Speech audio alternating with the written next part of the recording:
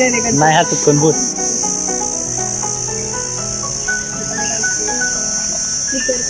सांगा की जरा थोडस तुम्हाला एक हे त्यांच्याबद्दल काय तरी बघायला ते चांगले.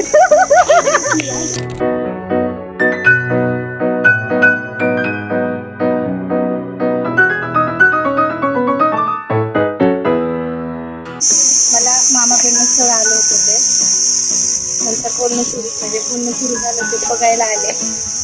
नंतर ते मी खूप एक्सायटेड होते की बाबा काय होईल काय नाही.